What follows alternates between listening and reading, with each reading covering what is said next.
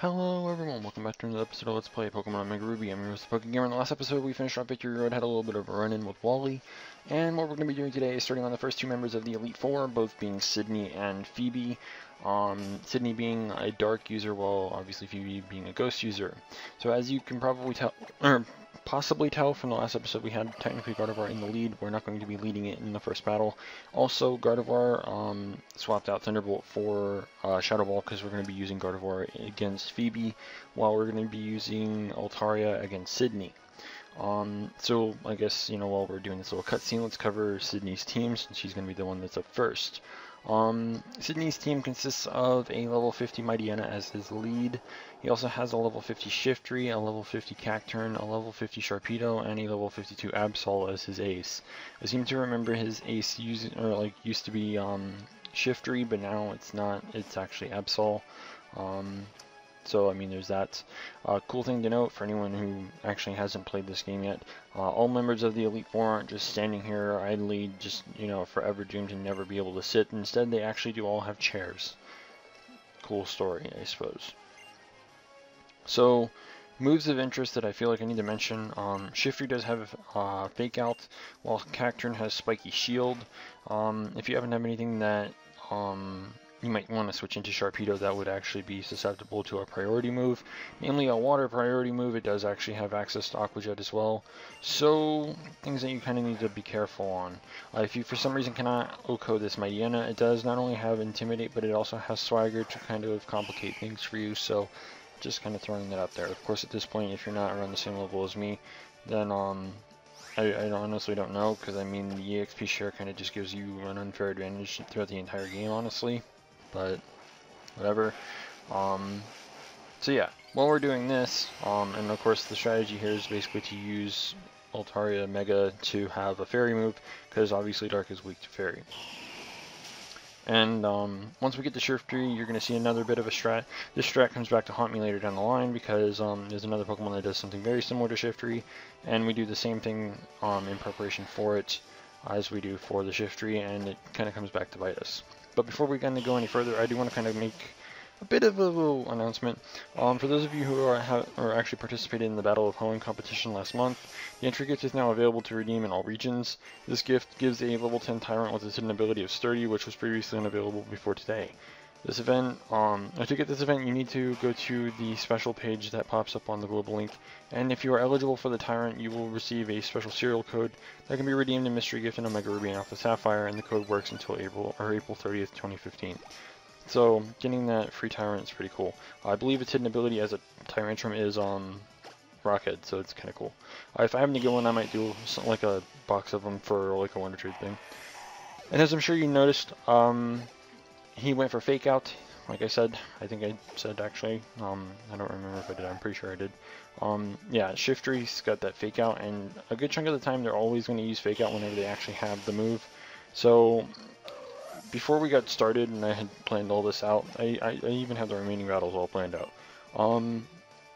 I had checked my inventory just to kind of see if, if I had anything that I could use there, because usually whenever you lose a turn, there are ways to kind of abuse that, usually in the form of giving yourself something to increase your stats. Believe it or not, I actually completely spaced on the Spiky Shield here, and honestly I never really expected him to use it. It's kind of like Protect, which I believe one Pokemon later down the line actually does have as well. I don't remember, but I could be wrong. I think that there's one. Yeah, there's at least one. I'm trying to see here if there isn't any others. But I'm not seeing any, so whatever, I suppose. Anyways, with him done, up next is Phoebe, so let's cover her team while we're going through this little fancy cutscene through, whatever. So, her team consists of a level 51 Dusclops as her lead. She also happens to have a level, or not just one, but two level 51 Bayonets with slightly different moves, a level 51 Sableye, and as her ace, a level 53 Dusknoir. So she doesn't have two Duskulls, or not Duskulls, but Dusclops anymore. She has a Dusknoir as well as a regular Dusclops. So, believe it or not, originally I thought this fight was going to be a bit tricky because I wasn't sure if I was going to need Thunderbolt or not on Gardevoir. And it turns out that everything is OHKO'd, assuming that IVs are good and all. everything gets O-code except for the Dust Noir without the item that I have on this thing, and the item I have is Expert Belt. So Expert Belt boosted Shadow Ball was enough to just put over enough damage to kill the Dust Noir. The Dust Noir I think is just barely bulky, or barely bulky enough to actually live it. So again, this is all assuming that IVs were, you know, good. I'm pretty sure that they are. I don't know, but here's hoping, I guess. Well, I'm not just hoping. Obviously, I've seen all the battles already, but you know what I mean.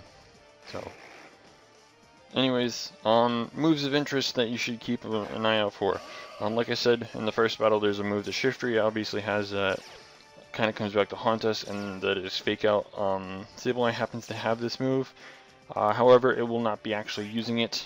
Through all the testing that I've done, seeing how consistent it was usually consistent, but he decided not to use it, so not much I can really do there, I suppose.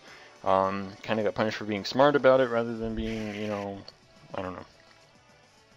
The difference between the two bayonets, the first one on Cerebi is listed to have Shadow Ball, Spite, Will-O-Wisp, and Feint Attack, while the other one has Shadow Ball, Grudge, Toxic, and Psychic.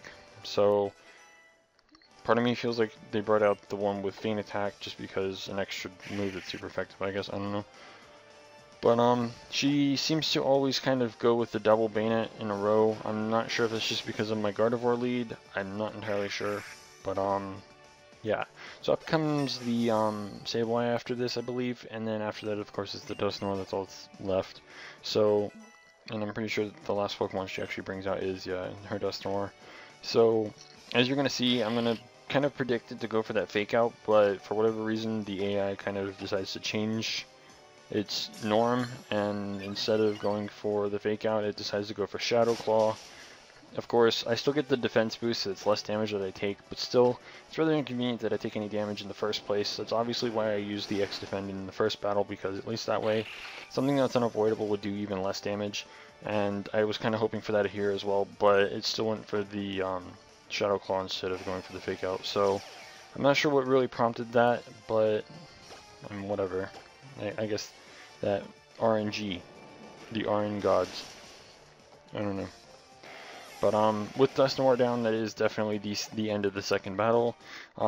Obviously, as you can tell, nothing too exciting so far. Believe it or not, it's going to be just as dull as it is now. Because, well, I mean, the way that I've planned this out, I'm just saying this is going to go by very quick. So I probably could have actually finished off the remaining 2 members of the Elite Four in this episode, but where's the fun in that? So, in the next episode, we're going to be taking on the remaining 2 members of the Elite Four, Glacia and Drake, and after that, the day after that, we'll be taking on the champion. So, be sure to stay tuned for that. If you haven't already, don't forget to rate, comment, subscribe, and until next time, this is the PokeGamer, signing out.